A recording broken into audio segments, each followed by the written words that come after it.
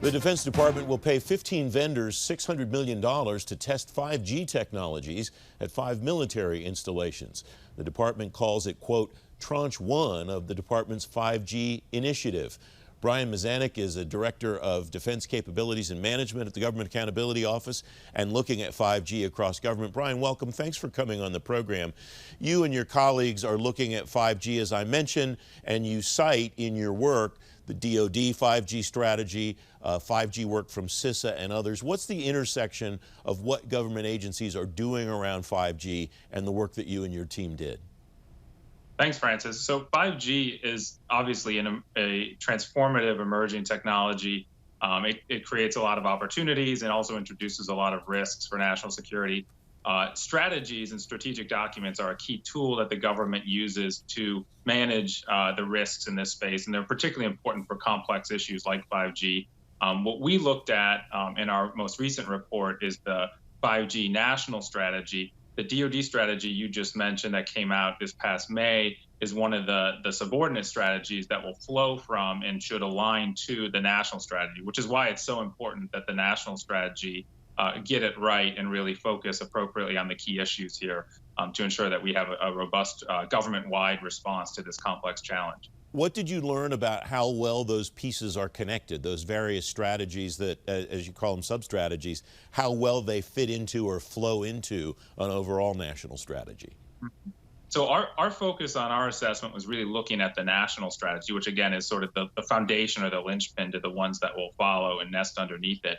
The 5G national strategy is a good, I think, first step in beginning to have a whole of government response here.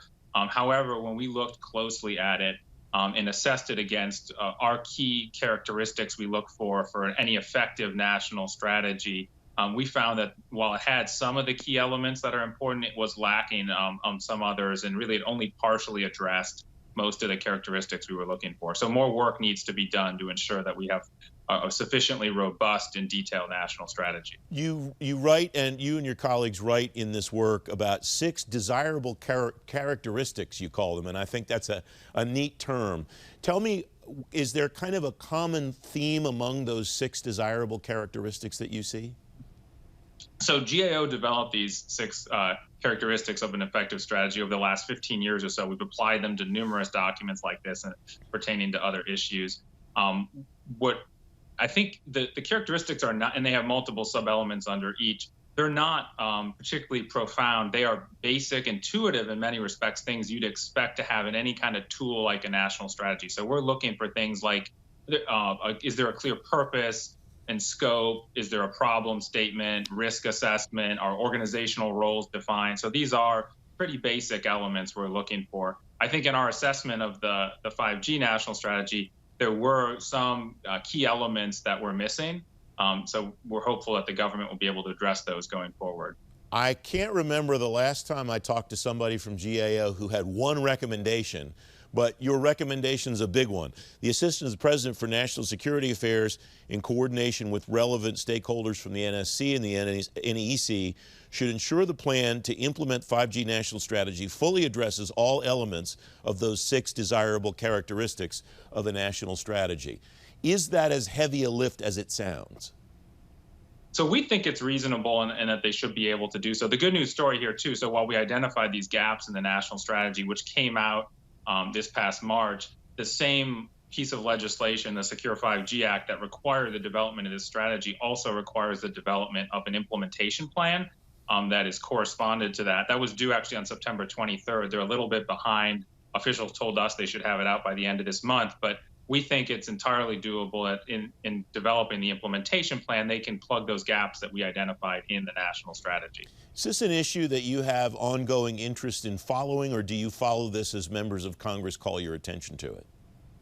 It's a great question, Francis. So I think we'll certainly be following up on the implementation of our recommendation we made here. So we will be looking at the implementation plan. This is an issue, too, as I'm sure you're aware. There is broad congressional interest. So I expect there will be other efforts. And GAO does, in fact, have other ongoing reviews focused on 5G national security risks and other issues.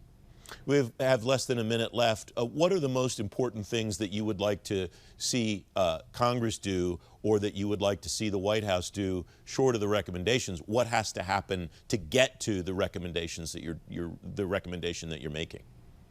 Great question. I would say one of the most important elements that was missing in this strategy was an identification of organizational roles. So the strategy was self-referential to the whole of U.S. government, and it didn't really identify specific agencies. We're seeing issues like the suspected Russian disinformation campaign trying to link 5G to COVID-19, issues like Sweden just this week banning Chinese vendors from their 5G networks. There's a key role for cyber diplomacy, but the State Department's not mentioned.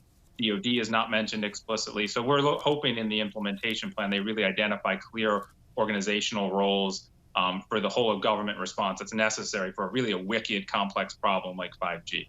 Brian, thank you very much for joining me. It's great to have you on. Thank you, Francis.